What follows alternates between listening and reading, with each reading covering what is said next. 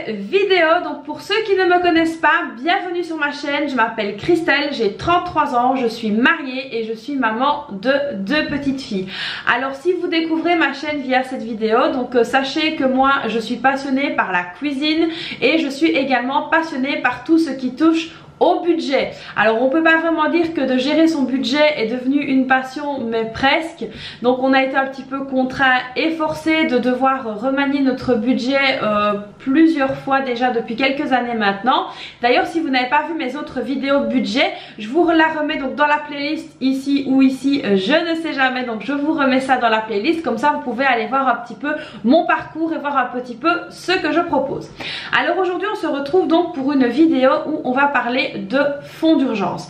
Alors le fonds d'urgence pour moi c'est une de mes catégories d'épargne la plus importante qui soit. On peut épargner vraiment pour plein de choses, mais je trouve que le fonds d'urgence c'est vraiment quelque chose que toutes les familles devraient avoir.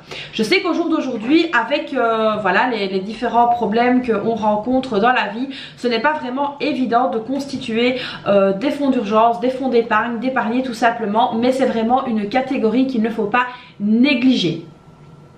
Il faut surtout être conscient également que dans la vie on ne peut pas tout contrôler.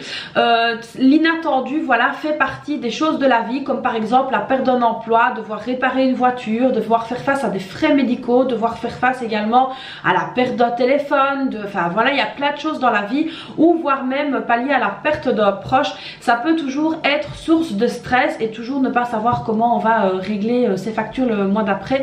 Ça peut toujours être très compliqué.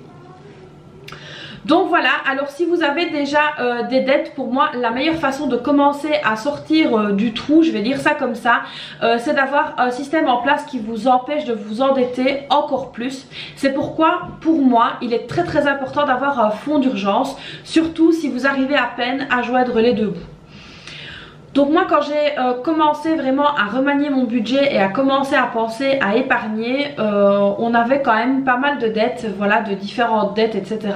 Et ce n'était pas vraiment évident, mais j'ai fait de mon mieux pour pouvoir avoir un fonds d'urgence. Alors ici je vais donc vous présenter 5 étapes pour pouvoir constituer donc votre fonds d'urgence le mieux possible et vous donner les meilleures clés pour que vous puissiez y arriver.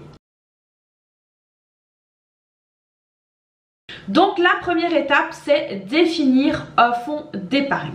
Alors si vous allez voir sur internet et que vous tapez simplement combien est-ce que je dois avoir sur mon compte épargne, vous allez avoir des tas et des tas de réponses complètement différentes, autant différentes qu'aberrantes. La vérité c'est qu'il n'y a aucune bonne réponse. Le montant que vous décidez d'épargner dans votre fonds d'urgence, ça dépend entièrement de vous, ça dépend de vos revenus, ça dépend également de votre manière de vivre, ça dépend d'énormément de facteurs. Donc voilà, moi ici je vais vous dire plus ou moins ce que je vous recommande.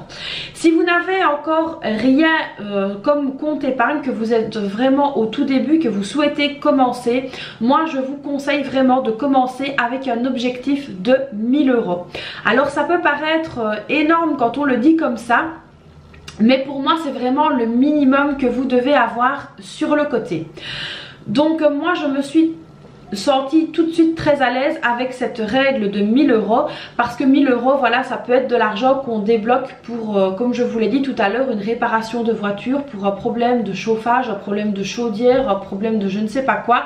Ça peut être 1000 € qui sont disponibles tout de suite et on va pas se le cacher, 1000 € c'est déjà une très belle somme.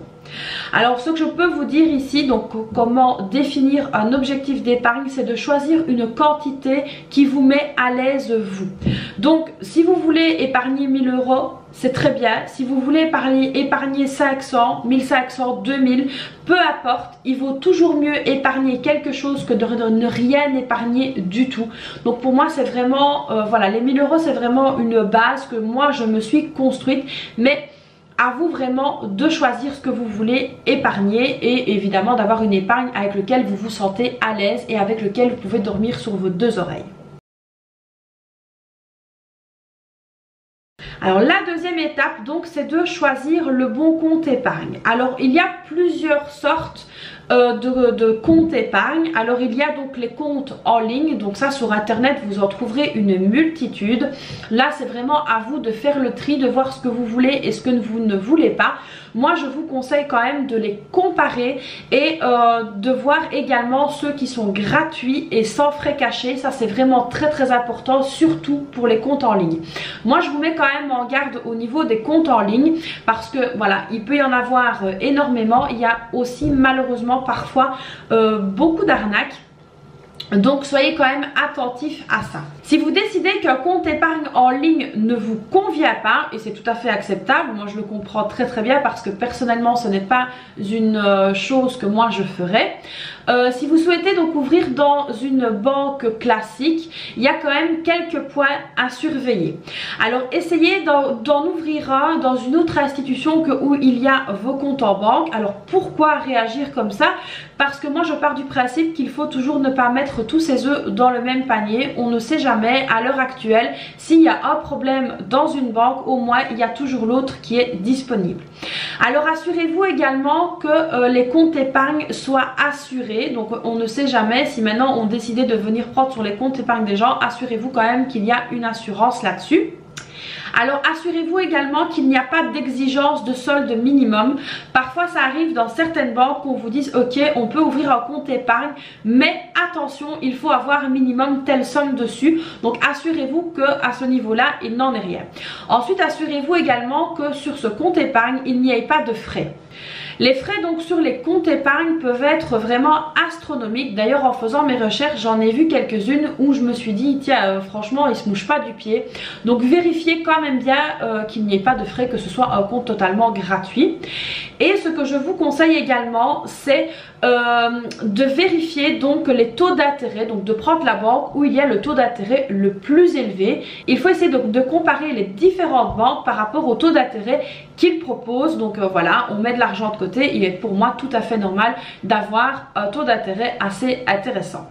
Si vous êtes donc dans l'impossibilité ou que vous ne voulez pas ouvrir de compte en banque parce que vous n'aimez pas ça, vous pouvez tout simplement utiliser une enveloppe et la disposer dans un coffre ou la cacher chez vous bien précieusement. Alors il faut simplement garder à l'idée que c'est une enveloppe qu'on doit remplir en premier lieu, comme si vous faisiez donc un ordre automatique vers votre compte en banque. Donc il faut vraiment s'assurer avec le système des enveloppes que vous mettrez bien l'argent dedans. Alors la troisième étape donc c'est justement d'automatiser vos économies. Alors examinez donc votre budget et décidez du montant que vous pouvez vous permettre de mettre de côté, donc sans vous tirer une balle dans le pied évidemment. Choisissez donc chaque mois, donc un jour où vous êtes sûr de transférer automatiquement l'argent de votre compte courant vers votre compte épargne ou vers vos enveloppes si vous utilisez le système des enveloppes.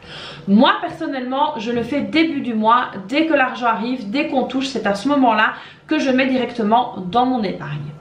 Vraiment, s'il y a un conseil que je peux vous donner, c'est d'automatiser votre épargne, car moi grâce à l'automatisation ça m'a vraiment aidé pour mon fonds d'urgence et c'est grâce à ça que j'ai pu le constituer.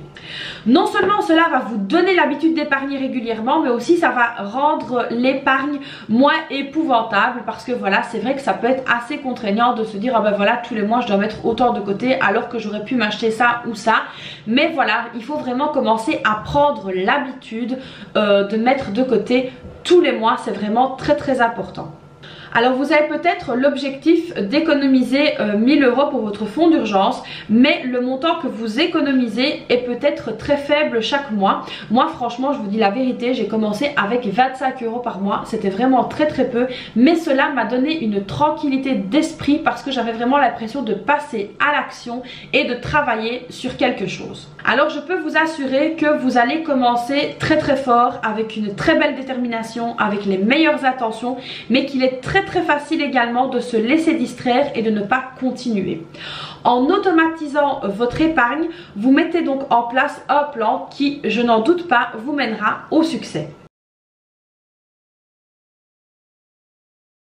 La quatrième étape est d'économiser toujours plus. Alors rappelez-vous, donc juste avant je vous ai dit de regarder votre budget et de décider combien vous voulez économiser. Alors tous les 6 mois, ce que je vous conseille de faire, c'est de prendre ce montant et d'ajouter 10%. Donc par exemple, si vous décidez d'utiliser 30 € pour mettre dans votre épargne, après 6 mois, essayez de mettre 33 € et vous augmentez comme ça, ainsi de suite. Ça vous poussera vraiment à pouvoir économiser davantage, à pouvoir économiser toujours plus. Si maintenant vous avez des rentrées d'argent également supplémentaires, n'hésitez pas à les ajouter également. Ça ne fera jamais de mal d'avoir un tout petit peu d'argent supplémentaire.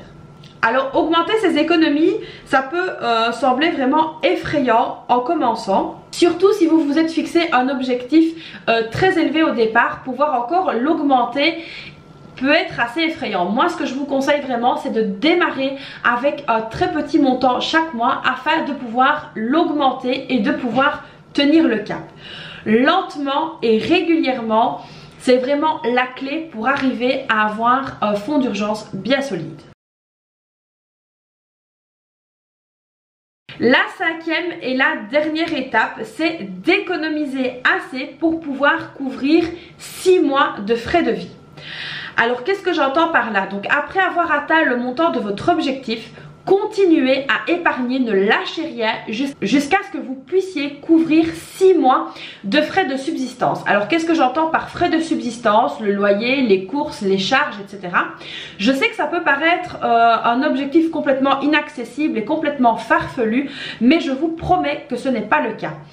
Le but d'un fonds d'urgence est de prendre soin de vous et de vos proches, donc en cas de problème. Donc comme je vous l'ai dit en début de vidéo, on n'est jamais à l'abri d'avoir un souci, voire même d'être licencié, d'être malade de longue durée. Je sais ce que je raconte en vous disant ça. Ou peut-être même avoir malheureusement un décès dans la famille proche, voire avoir une chute de revenus très importante à un moment donné dans la vie. Je ne le souhaite à personne, mais personne n'est à l'abri de vivre un tel chamboulement. C'est pour ça que si vous avez sur le côté 6 mois de frais de subsistance, ça peut vous donner donc une vraie bouée, une vraie bulle d'oxygène et ça peut donc vous dégager beaucoup de stress. Alors voilà, donc j'espère que ces 5 conseils vous auront plu. Donc je vais très brièvement vous les rappeler. Donc la première étape, c'est de vous définir un objectif d'épargne. La deuxième étape, c'est de choisir le bon compte épargne ou le bon moyen de mettre de l'argent de côté. La troisième étape, c'est de penser à automatiser vos économies. La quatrième étape, c'est de toujours économiser plus. Il faut toujours voir plus haut. Pas trop vite évidemment, mais voir toujours de plus en plus haut. Et la cinquième étape, une fois que vous aurez réussi à mettre votre fonds d'urgence, de continuer à économiser pour essayer de couvrir 6 mois de frais de subsistance. Alors si vous ne l'avez pas déjà fait, je vous mets au défi de vous asseoir et de commencer à planifier votre fonds d'urgence. Suivez ces étapes pour pouvoir commencer à créer un plan d'épargne sans plus attendre. N'hésitez pas à me dire en commentaire si cette vidéo vous aura plu, si je vous ai motivé à créer votre fonds d'urgence. Moi je vous fais plein de bisous, je vous attends très nombreux sur Instagram pour qu'on puisse éventuellement en discuter. Moi je vous fais plein de bisous, je vous dis à très vite pour une prochaine vidéo. Bye bye.